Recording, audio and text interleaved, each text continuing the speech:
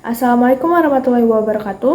Halo semuanya, perkenalkan nama saya Melza Paulia dengan NIM C1C024138.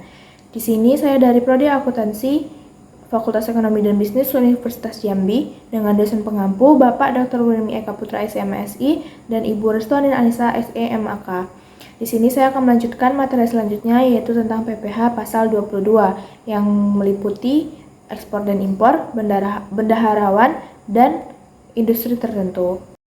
Pengertian PPh pasal 22. PPh pasal 22 adalah pajak penghasilan yang dipungut dalam tahun berjalan oleh pihak tertentu seperti bendahara pemerintah, badan pemerintah, atau swasta yang melakukan kegiatan impor atau usaha tertentu, serta wajib pajak badan atas penjualan barang yang tergolong sangat mewah.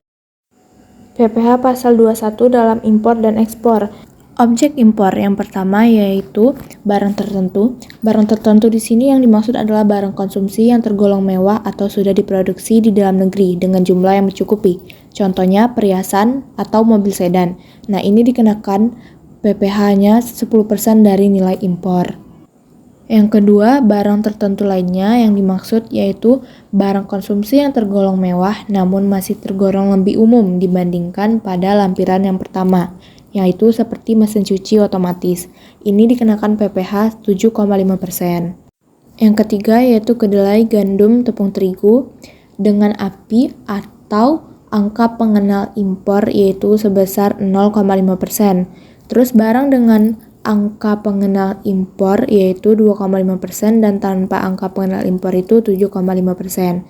Dan barang tidak dikuasai atau dilelang itu 7,5%.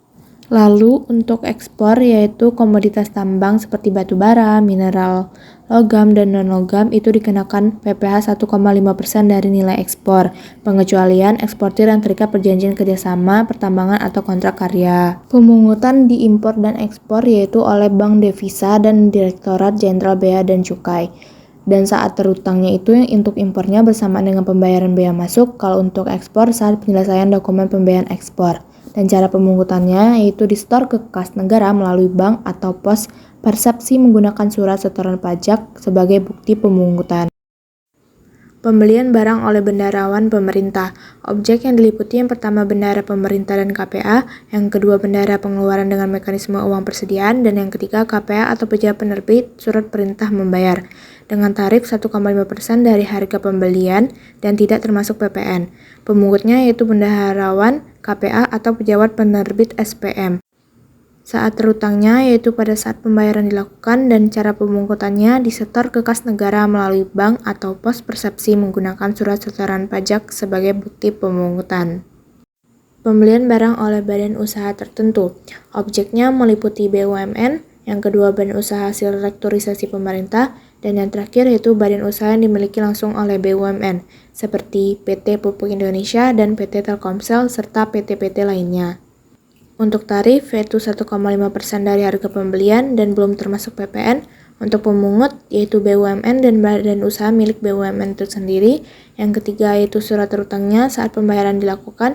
Dan yang terakhir cara pemungutan yaitu disetor ke kas negara melalui bank atau pos persepsi menggunakan surat setoran pajak dan diterbitkan bukti pemungutan dalam 3 rangkap, yaitu untuk WP, KPP, dan arsip pemungut. Materi terakhir yaitu penjualan hasil produksi industri tertentu. Objek dan tarifnya yang pertama yaitu industri semen 0,25%, industri kertas 0,1%, industri baja 0,3%, industri otomotif 0,45%, industri farmasi atau obat yaitu 0,3%. Dasar pengenaan pajaknya yaitu dari DPP PPN yaitu dasar pengenaan pajak pertambahan nilai. Pemungutan pajaknya yaitu badan usaha yang bergerak di bidang industri tersebut.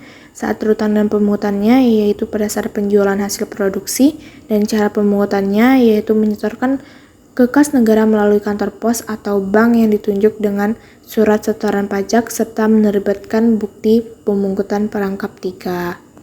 Baiklah, sekian materi yang dapat saya sampaikan. Mohon maaf apabila dalam penyampaian terdapat kesalahan. Terima kasih, semoga ilmu yang saya berikan dapat bermanfaat bagi yang menonton.